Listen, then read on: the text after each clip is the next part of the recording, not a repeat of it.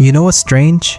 A creature that weighs less than a chocolate bar, that can fit through a hole the size of a coin, that has no claws, no venom, and absolutely no interest in you, can make a grown adult climb furniture, scream at the top of their lungs, and refuse to go back into a room for the rest of the day. And here's what nobody tells you. That reaction isn't weakness. It isn't irrational. And it definitely isn't something you should be embarrassed about. Because what's happening in your brain when you see a mouse or a rat is one of the most fascinating psychological responses in the entire human nervous system. Today we're breaking it all down. Musophobia. That's the clinical name for the fear of mice and rats. And most people who have it hear that word and think, okay, so I'm just scared. That's it. That's the whole story. But it's not. Because this fear doesn't just live in your head. It lives in your body, in your reflexes, in decisions you make about which apartments to rent, which restaurants to avoid, which streets you don't walk down at night. It shapes behavior in ways most people who have it haven't even connected to the fear yet. And I've looked at the research on this. I've gone deep into the evolutionary psychology, the neuroscience, the developmental patterns, and what I found is that people who are afraid of mice and rats are not just scared of small animals. They're responding to something ancient, something wired into the human brain long before we had language to describe it. So in this video, I'm going to break down exactly what's happening, why it starts, why it can feel completely out of proportion to any actual threat, and why, and this is the part that's going to surprise you, it might actually say something quietly remarkable about how your brain works. Let's get into it. Here's the thing nobody talks about when it comes to fear. Your brain is not living in the present moment. When you see a mouse, your brain doesn't do a logical assessment. It doesn't think, okay, that animal is small, it can't hurt me, I'm safe. That part of your brain, the rational problem-solving part, it's actually the slowest part of the whole system. The part that reacts first is called the amygdala, and the amygdala is ancient. We're talking hundreds of thousands of years old. It doesn't understand apartments. It doesn't understand 2026. It doesn't know you're in a kitchen and not a field. All it knows is pattern recognition. And the pattern it's recognizing when it sees a small, fast-moving creature with a long tail and quick, unpredictable movement is one it's been trained to recognize for a very, very long time. Because for most of human history, small scurrying animals meant one very specific thing: contamination, disease, danger. Rats carried the fleas that spread the Black Death. Mice contaminated food supplies that entire communities depended on. A rodent in your grain stores wasn't an inconvenience, it was a potential death sentence for everyone you loved. Your brain watched that play out across thousands of generations, and it took notes. So when you see a mouse today, your amygdala fires before you've even consciously registered what you're looking at. Your heart rate spikes, your muscles tense. Your body prepares to move before your mind has formed a single thought. That's not a malfunction. That's your survival system doing exactly what it was designed to do. The problem is just that the world it was designed for doesn't exist anymore.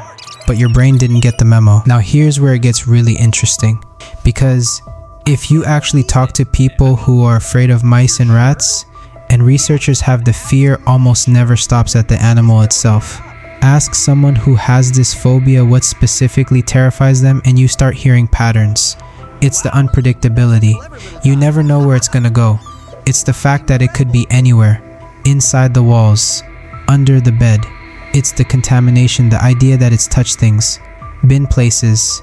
Left traces you can't see. And that last one is the key. Because psychologists have studied something called the disgust response. And it turns out that for people who are afraid of rodents, what's driving the fear isn't just danger, it's violation. The feeling that something has crossed a boundary it shouldn't have crossed. That your space, your safe, controlled space has been entered without permission by something that doesn't belong. This is why the fear often feels worse at home than in an open field. Because in a field, a mouse is just wildlife. But in your kitchen, it's an intrusion. And intrusions trigger something much deeper than just animal fear. There's also the movement. Mice and rats don't move in straight lines. They dart, they disappear, they reappear somewhere unexpected. An unpredictable movement is one of the most reliable triggers of fear across all mammal species. Our brains are wired to track movement. When something moves in a way we can't predict, the threat assessment system goes into overdrive. So what you're actually afraid of isn't just the mouse. You're afraid of contamination, of intrusion, of unpredictability, of losing control of your environment. The mouse is just the delivery mechanism for all of that at once. People assume phobias are always born from a single traumatic experience. You touched a mouse as a kid, you got scared, and now here you are. And sometimes that's true. Researchers call this direct conditioning. A bad experience with an animal creates a strong emotional memory, and strong emotional memories tend to stick. That's just how the brain archives important information with feeling. But here's what most people don't know.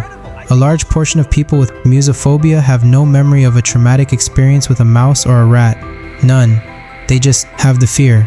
And the reason for that comes down to two things. The first is called observational learning. You can develop a phobia by watching someone else be afraid. A parent who screamed and jumped on a chair every time they saw a mouse. An older sibling who completely lost it during a school trip. A caregiver whose whole energy shifted when the word rat came up. Your brain watched that, filed it, and decided that if this person, someone who keeps you safe, someone who knows things, is that afraid of this animal, then this animal must be genuinely dangerous. You didn't need to have a scary experience yourself. Someone else's fear was enough to wire yours. The second thing is something called prepared learning, and this is the one that really changes how you see this. Researchers Martin Seligman and Arne Eman spent years studying which fears humans develop most easily, and what they found is that we are biologically preloaded to learn certain fears faster than others. We pick up fear of snakes, spiders, and rodents far more quickly than we pick up fear of cars, or electrical outlets, or things that are statistically far more dangerous. We don't need a traumatic experience. We don't even need to watch someone else be scared. Our brains are just ready to develop this fear, waiting for the slightest signal. Because for hundreds of thousands of years, the people who were quick to fear rodents survived slightly more often than the people who weren't. And that slight edge repeated across thousands of generations ended up in you. You didn't choose this fear. It was almost given to you. Here's something that doesn't get talked about enough. Most people with musophobia don't just feel scared, they feel embarrassed. They know on a rational level that the mouse can't hurt them. They know it's small. They know other people don't react this way. And that knowledge doesn't make the fear smaller, it just adds shame on top of it. They think, what is wrong with me? And that shame sometimes becomes its own problem. Because when you're ashamed of a fear, you stop talking about it. You avoid situations where it might come up. You build your life quietly around avoiding something that feels ridiculous to be avoiding. But here's what the research actually shows. Specific phobias, which is the clinical category musophobia falls into, are one of the most common mental health experiences in the world.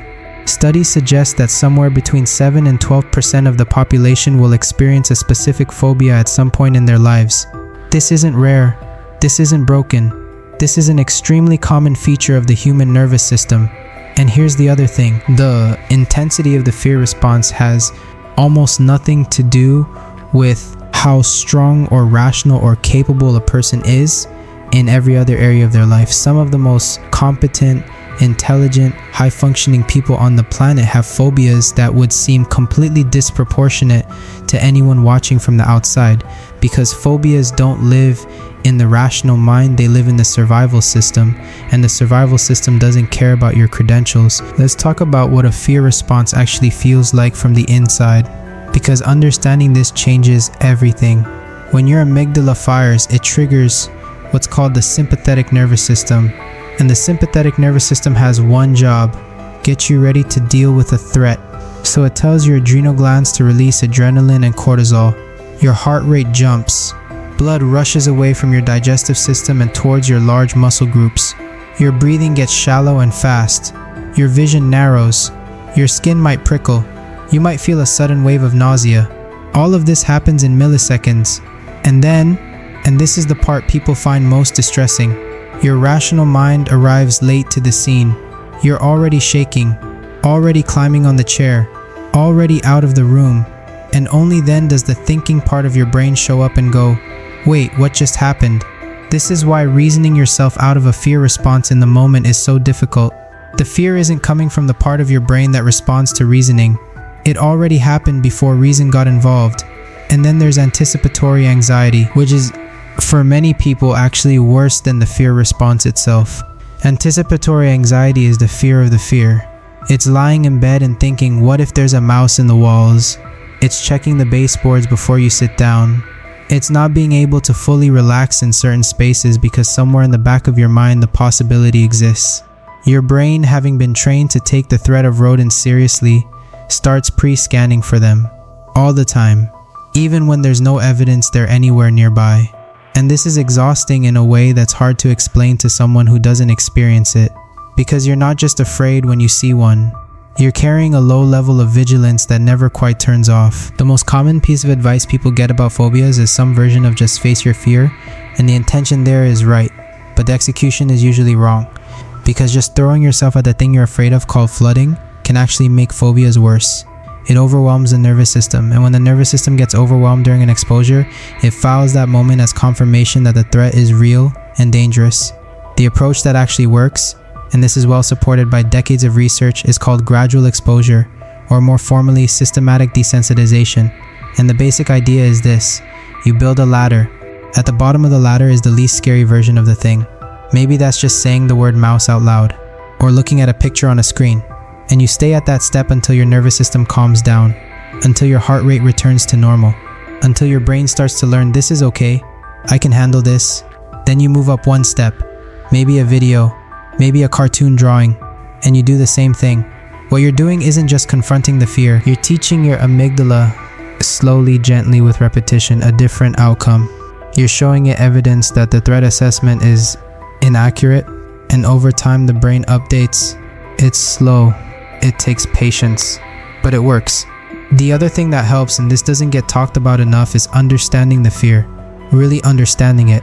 Not to rationalize it away, because that doesn't work, but to see it clearly. Because when you understand that your brain was preloaded to learn this fear, that it's been handed down through evolution, that it's not a character flaw or a sign of weakness, something shifts. The shame gets smaller. And when the shame gets smaller, people are more likely to actually address the fear, rather than spending years just quietly organizing their life around avoiding it. So here's what we actually know. The fear of mice and rats isn't weakness. It isn't irrational. It's a survival system doing what survival systems do, working hard to protect you based on information it collected a very long time ago. Your brain is not broken. It's just running old software on a world that's changed faster than evolution can keep up with. And the people who experience this fear most intensely, who feel it in their whole body, who carry that low-level vigilance, who find it affecting real decisions in their real lives, those people aren't fragile. They have nervous systems that are, in many ways, doing more work than most. The sensitivity that makes the fear so acute is often the same sensitivity that makes them perceptive, empathetic, attuned to their environment in ways other people aren't. That's not nothing. That's actually something worth understanding. If this hit home for you, please subscribe. I would genuinely appreciate it. And if this video explains something you've never been quite able to explain about yourself, click the next video. I'll see you there.